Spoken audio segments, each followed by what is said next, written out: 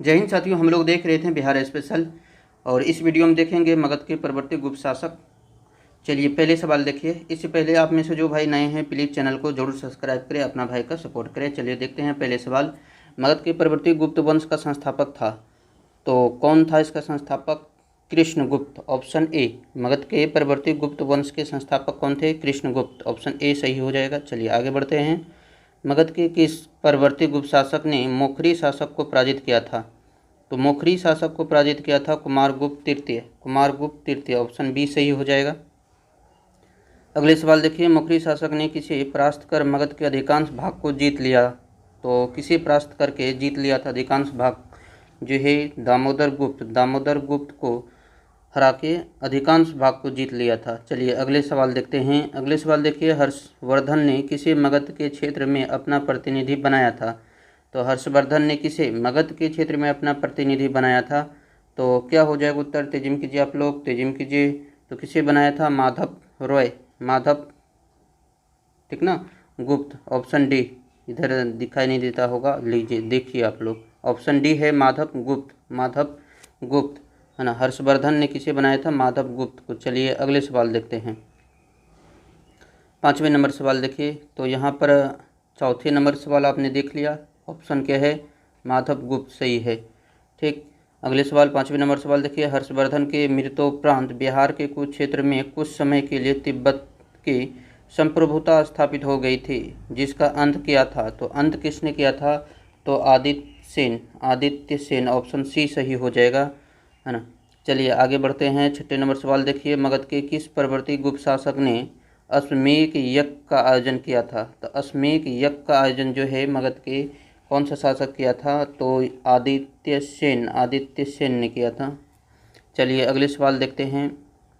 अगले सवाल देखिए क्या कर रहा। 7वें नंबर सवाल देखिए। देखिए 7वें नंबर सवाल और उत्तर कीजिए आप लोग। मगध के परवर्ती गुप्त वंश का अंतिम शासक पूछ रहा है। अंतिम शासक कौन था? तो अंतिम शासक जो था वो था जीवित गुप्त द्वितीय, जीवित गुप्त द्वितीय। आगे बढ़ते हैं। अगले सवाल देखिए। मगध के किस परवर्ती गुप्त शासक को असंख्य शत्रुओं का विजेता, है ना, ये ध्यान रखना है आप सभी को, असंख्य शत्रुओं का विजेता कहा गया है? तो किसे कहा गया है? तो कृष्णगुप्त को कहा गया है। कृष्णगुप्त को असंख्य शत्रुओं का विजेता कहा गया है। अगले सवाल देखिए। 9 नंबर सवाल। मगध के परवर्ती गुप्त शासक और उसके उपाधियों को सुमिलित करना है। तो यहाँ पर आपको क्या करना है? मैच करना है। तो देखिए हर्षगुप्त, हर्षगुप्त को क्या उपाधि था? हर्षगुप्त का उपाधि सोचिए क्या था, तेजी में याद कीजिए। हर्षगुप्त का उपाधि था वीर योद्धा। तो ऑप्शन कहाँ, इसका कहाँ मैच खाएगा? वीर योद्धा 2 नंबर में, है ना। तो इसका कहाँ मैच खाएगा? 2 नंबर में, है ना। वीर योद्धा फिर से मिला देते हैं, वीर योद्धा। अगले देखिए कुमारगुप्त। कुमारगुप्त को क्या बोलते थे? उपाधि क्या था कुमारगुप्त का, है ना। तो कुमारगुप्त का उपाधि था क्या? याद कीजिए, महाराजाधिराज, महाराजाधिराज, कुमारगुप्त महाराजाधिराज, है ना। ऑप्शन क्या हो जाएगा यहाँ पर? क्या मैच कर जाएगा? 4 नंबर, कुमारगुप्त महाराजाधिराज। जीवित गुप्त, जीवित गुप्त सोचिए, जीवित गुप्त का उपाधि क्या था? जीवित गुप्त, है ना, जीवित गुप्त का उपाधि था जिसे बोलते थे क्या? राजाओं में सिरमौर, है ना, राजाओं में सिरमौर। तो इसको इसके साथ मैच कर जाएगा। और आखिरी आदित्य सेन जो है वो ए के साथ, ए नंबर के साथ मैच कर जाएगा, है ना। तो चलिए अगले बढ़ते हैं। यहाँ पर आप मैच कर सकते हैं, इधर ऑप्शन होगा, है ना, यहाँ पे ऑप्शन है, यहाँ मैच कर सकते हैं आप लोग। चलिए देखिए अगले सवाल क्या कर रहा है।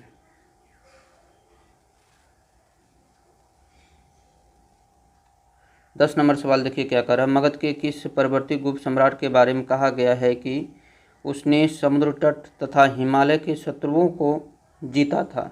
समुद्र तट तथा हिमालय के जो शत्रु थे उसको जीता था, उसको परास्त किया था। तो ये जो है किसके बारे में कहा गया था? जीवित गुप्त के बारे में कहा गया है। तो ऑप्शन डी सही हो जाएगा। अगले सवाल देखिए क्या करा। हर्षवर्धन की मृत्यु के बाद मगध के अंतर्गत एक विस्तृत साम्राज्य की स्थापना, विस्तृत साम्राज्य स्थापित करने वाला प्रथम शासक था। तो प्रथम शासक जो हर्षवर्धन की मृत्यु के बाद हुआ वो थे कौन? आदित्य सेन, आदित्य सेन, ए सही हो जाएगा। अगले सवाल देखिए 12 नंबर सवाल क्या कर रहा है। कि मगध के किस परवर्ती गुप्त सम्राट के शासनकाल में चीनी राजदूत वांग हुएनशो भारत की यात्रा की। तो ये भारत की यात्रा किया था किसके समय में? चीनी राजदूत जिसका नाम था वांग हुएनशो, है ना, किसके समय में भारत की यात्रा किया था? तो तेजी में सोचिए और बताइए। 12 नंबर सवाल का ऑप्शन सोचिए तेजी में, है ना, तेजी में बताइए किसके समय में। तो आप सभी, है ना, याद रखिएगा, ये जो है ये चीनी भाई क्या है, वांग हुएनशो जो है ये किसके समय में यात्रा किया था? तो ये देखिए किसके समय में, तो आदित्य सेन की, ऑप्शन डी सही हो जाएगा। आदित्य सेन के समय में जो है ये यात्रा किया था, यहाँ पर ऑप्शन डी सही हो जाएगा। चलिए आगे सवाल देखते हैं। अगले सवाल देखिए, तो यहाँ पर ऑप्शन डी सही था। वांग हुएनशो जो है ये आदित्य सेन के समय में भारत आया था। अगले सवाल 13 नंबर सवाल देखिए, मगध के परवर्ती गुप्त शासकों का सही क्रम देखना है। कौन से क्रम जो है सही क्रम है? तो कृष्णगुप्त, देखिए बी नंबर है, कृष्णगुप्त, हर्षगुप्त, जीवितगुप्त, कुमारगुप्त, दामोदर गुप्त, महासेनगुप्त, देवगुप्त, ये जो है ये क्रम सही है। तो आप लोग इसे ध्यान रखें। चलिए आगे बढ़ते, इसके बाद देखिएगा देवगुप्त के बाद तो माधवगुप्त, आदित्य सेन, ये सब है ना। चलिए आगे बढ़ते हैं। अगले सवाल देखिए अगले टॉपिक स्टार्ट हो जाता है इसमें। अगले चैप्टर गुप्तोत्तर युग बिहार, है ना, और बिहार गुप्त काल के बाद के काल की चर्चा करेंगे और साथ में बिहार। ठीक, देखिए पहले सवाल क्या कह रहा है, उत्तर कीजिए आप लोग। पहले सवाल, चीनी यात्री इत सिंह बिहार का भ्रमण किया था। जो चीनी यात्री है इत सिंह जो है ये बिहार का भ्रमण किया था, कब किया था? ईस्वी। तो ये ध्यान रखिएगा, देखिए पूछा गया है बीपीएससी में 673 ईस्वी में, 673 ईस्वी में जो है ये बिहार का भ्रमण किया था, है ना। और ये नालंदा विश्वविद्यालय में शिक्षा भी प्राप्त किया था 10 वर्षों तक, है ना। चलिए आगे बढ़ते हैं। अगले सवाल देखिए। अगले सवाल देखिए, दूसरे नंबर सवाल क्या कह रहा है। दूसरे नंबर सवाल देखिए, हर्षवर्धन के समय में बिहार राज्य में कौन सा विश्वविद्यालय प्रसिद्ध था, ना? तो ये सभी को पता होगा कौन सा विद्यालय प्रसिद्ध था, नालंदा। ऑप्शन डी सही हो जाएगा। अगले सवाल, चीनी यात्री हिनसांग ने किस विश्वविद्यालय में अध्ययन किया था? तो हिनसांग ने भी किस में अध्ययन किया था? नालंदा में, क्योंकि उस समय में नालंदा बहुत ही फेमस था, है ना। देख लीजिए यहाँ पर हिनसांग ने नालंदा विश्वविद्यालय में 635 से और 640 ईस्वी यानी 5 साल तक ये अध्ययन किया था। चलिए आगे बढ़ते हैं। अगले सवाल देखिए, चौथे नंबर सवाल का उत्तर कीजिए आप लोग। क्या कह रहा है, हिनसांग ने पाटलिपुत्र की यात्रा किस वर्ष की थी? तो किस वर्ष किया था? तो 635 ईस्वी में, 635 ईस्वी में, ए सही है। आगे देखिए, बोधगया के महाबोधि वृक्ष को क्षति पहुंचाने वाले शासक पूछ रहा है, शासक कौन था, है ना। तो ये शशांक था, ऑप्शन सी सही हो जाएगा, है ना। आगे देखिए, अगली देखेंगे पालकालीन बिहार के बारे में, पालकालीन बिहार के बारे में, है ना। तो पालकालीन बिहार के बारे में देखते हैं। उदंतपुर शिक्षा केंद्र निम्न में से किस राज्य में अवस्थित था? तो उदंतपुर जो शिक्षा के लिए फेमस था, ये आप सभी को पता होगा कहाँ पे, बिहार में है।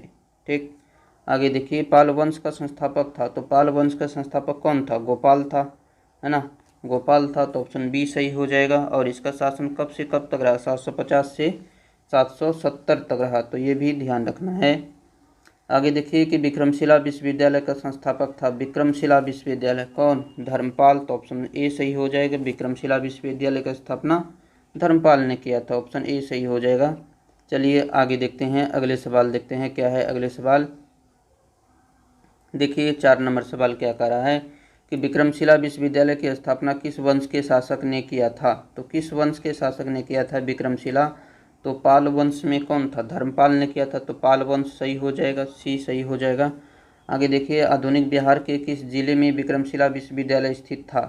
तो विक्रमशिला विश्वविद्यालय जो है ये भागलपुर, है ना, भागलपुर में स्थित था।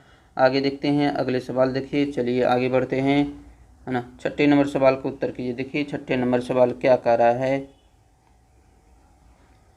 देखिए 6ठे नंबर सवाल, नालंदा महाविहार को आर्थिक अनुदान देने वाला शासक था। तो कौन था? हर्ष, ये सही हो जाएगा, हर्ष था, धर्मपाल था, देवपाल। तो इन तीनों जो है अनुदान दिया था, तो ये सही हो जाएगा। देखिए अगले सवाल, मुंगेर को अपनी राजधानी बनाने वाले पाल शासक। मुंगेर को अपनी राजधानी बनाने वाले पाल शासक कौन था? तो देवपाल था। ऑप्शन बी सही हो जाएगा। आगे बढ़ते हैं, अगले सवाल देखिए 8वें नंबर सवाल। देखिए 8वें नंबर सवाल क्या कह रहा है। 8वें नंबर सवाल देखिए, पाल शासकों द्वारा बौद्ध धर्म के किस संप्रदाय को विशेष प्रोत्साहन दिया गया? तो किस संप्रदाय को? तो जो है आप सभी को पता है कि बौद्ध धर्म जो महायान हीनयान में बट गया था, तो ये महायान जो है संप्रदाय को विशेष प्रोत्साहन दिया था पाल शासकों ने। ठीक, आगे देखिए कि शासक के काल में शैलेंद्र वंश के शासक ने नालंदा में एक बौद्ध मठ का स्थापना करवाया था। तो किसके समय में जो है शैलेंद्र शासक वंश के जो शासक था, है ना, ये जो है कहाँ पे? नालंदा में बौद्ध मठ की स्थापना करवाया था। तो क्या हो जाएंगे? देवपाल। देवपाल के समय में किया था, है ना। इसके लिए देवपाल ने 5 गौ दान में भी दिया था। ठीक ना। चलिए आगे देखते हैं, अगले सवाल देखिए, नालंदा विश्वविद्यालय के खर्च के लिए किसने 200 गांव को दान में दिया था? नालंदा विश्वविद्यालय के जो खर्च के लिए हैं 200 गांव को दान में दिया था। तो कौन दिया था? 200 गांव जो है दान में दिया था, है ना। आप लोग पढ़े होंगे, तेजी में बताइए 200 गांव दान में दिया था किसने? तो क्या हो जाएगा? धर्मपाल, है ना। धर्मपाल, ऑप्शन ए सही है। धर्मपाल ने 200 गांव दान में दिया था। चलिए आगे बढ़ते हैं, अगले सवाल देखिए, अगले सवाल क्या कह रहा है? 11 नंबर सवाल।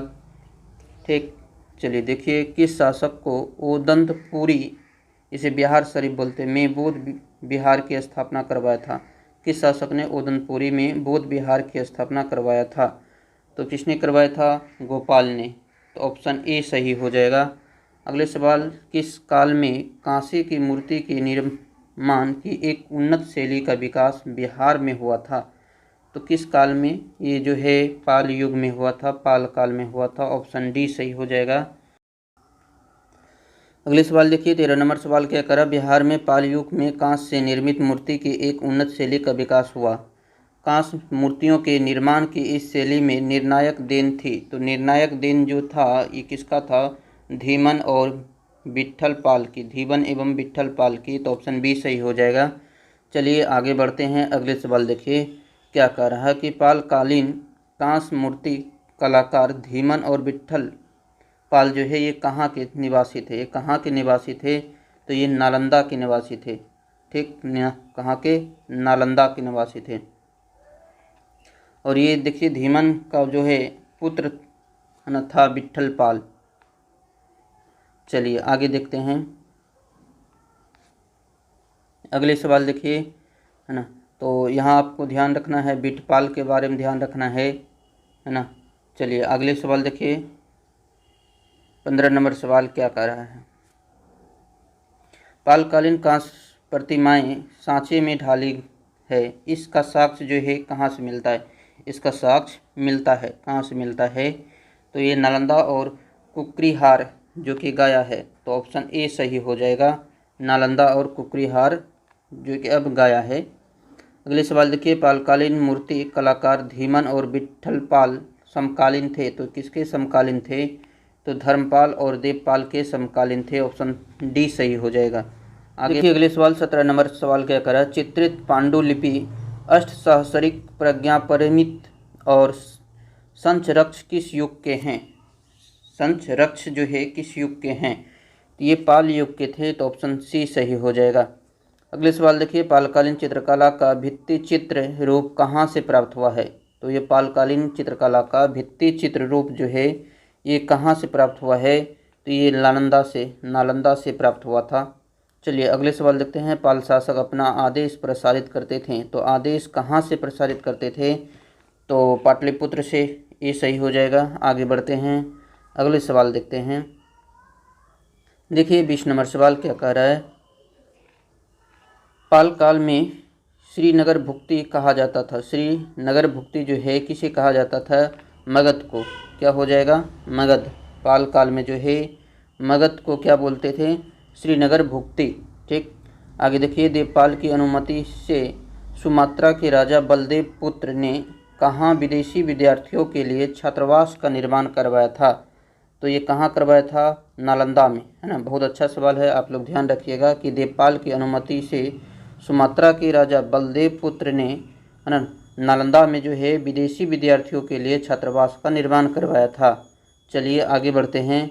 अगले नए टॉपिक स्टार्ट होता है मिथिला के कर्नाट शासक। मिथिला के कर्नाट शासक, इसके बारे में जानेंगे। तो देखिए 1 नंबर सवाल, मिथिला के कर्नाट शासक के बारे में जानते हैं और पढ़ते हैं। चलिए देखिए, उत्तर कीजिए आप लोग। मिथिला या तिरहुत के कर्नाट राज का उदय 1097 में किसके शासनकाल में हुआ? तो ये किसके शासनकाल में हुआ था? तो रामपाल के समय में हुआ था। ऑप्शन ए सही है।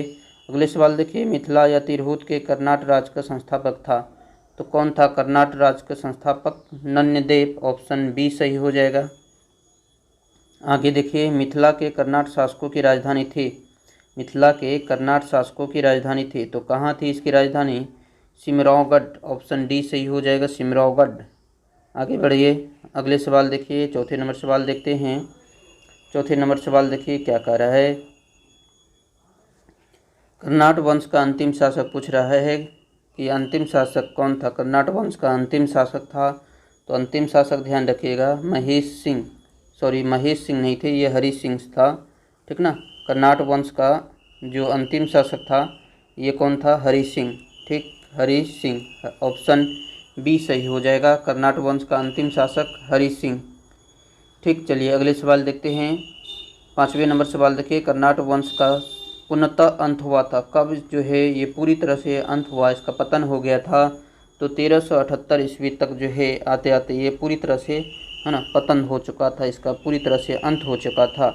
अगले सवाल देखिए, बिहार में किसके समय में पूंजी प्रबंधन का विकास हुआ था? तो बिहार में जो है किसके समय में पूंजी प्रबंधन का विकास हुआ था? तो ये कर्नाट शासकों के समय में जो है, ऑप्शन ए सही हो जाएगा, कर्नाट शासकों के समय। चलिए आगे देखते हैं, अगले सवाल देखिए, ठीक, आगे देखिए अगले सवाल देखिए। अगले सवाल देखिए 7वें नंबर क्या पूछ रहा है कि तिब्बती इतिहासकार जो है, देखिए 7वें नंबर सवाल देखिए, तिब्बती इतिहासकार धर्मस्वामी तिरहुत आया था, तो तिब्बती इतिहासकार धर्मस्वामी जो है तिरहुत आया था, कब आया था? तो ये ध्यान रखिएगा 1234 ईस्वी में, 1234 ईस्वी में ये तिरहुत आया था। आगे देखते हैं अगले सवाल क्या कह रहा है। बख्तियार खिलजी के आक्रमण के समय कर्नाट राज पर किसका शासन था? तो बख्तियार खिलजी के आक्रमण के समय कर्नाट राज पर जो है शासन था किसका? नरसिंह देव का। ऑप्शन ए सही हो जाएगा। बख्तियार खिलजी के बारे में पता होगा आप सभी को। चलिए आगे देखते हैं, अगले सवाल देखिए 9 नंबर सवाल, इसे छोटा कर लेते हैं ज़रा। चलिए 9 नंबर सवाल देखिए क्या कह रहा है कि तुर्क सेनापति तुगरिल तुगन द्वारा मिथिला पर आक्रमण की चर्चा करने वाला यात्री है, तो कौन थे यात्री? तो क्या हो जाएगा? देखिए यहाँ पे धर्मस्वामिनी जो सही है, और मुल्ला तकिया ये भी सही है, तो बी और सी दोनों सही है, तो बी और सी जो है वो डी में है, तो डी ऑप्शन हो जाएगा। अगले सवाल देखिए, तुगरिल तुगन के अभियान के समय कर्नाट राज का शासक था, तो कौन था? राम सिंह देव। ऑप्शन बी सही हो जाएगा। अगले बढ़ते हैं, आगे देखिए अगले सवाल देखिए, कर्नाट शासकों में कौन एक महान समाज सुधारक था? तो महान समाज सुधारक जो था कौन था? हरि सिंह देव। अगले सवाल चलिए देखिए अगले सवाल 12 नंबर सवाल, पूंजी प्रबंधन मिथिला क्षेत्र में किसके शासनकाल में मुख्य रूप से क्या हुआ? इधर विकसित लिखा हुआ है ना, आप सभी को दिखता होगा, दिखा देते हैं, है ना, ज़रा छोटा कर लेते हैं, ठीक ना। देखिए इधर, ठीक, तो देखिए आप लोग क्या कह रहा है 12 नंबर सवाल, पूंजी प्रबंधन मिथिला क्षेत्र में किसके शासनकाल में मुख्य रूप से विकसित हुआ था? तो किसके समय में जो है पूंजी प्रबंधन विकसित हुआ था? तो ये क्या हो जाएगा? हरि सिंह देव के समय में विकसित हुआ था, तो ऑप्शन सी सही हो जाएगा। और ये यहाँ पर ख़त्म हो चुका है, ये चैप्टर पूरी तरह से ख़त्म हो चुका है। आगे हम लोग देखेंगे, है ना, आधुनिक बिहार, इसके बाद मध्यकालीन बिहार देखेंगे। पहले आधुनिक बिहार देख लेंगे और फिर जो है मध्यकालीन बिहार पढ़ेंगे। तब तक आप लोग पढ़ते रहिए और अच्छे से अपना तैयारी कीजिए। 67वीं बीपीएससी बिहार एसआई में आपका सिलेक्शन इस बार जो है 100% हो के रहेगा।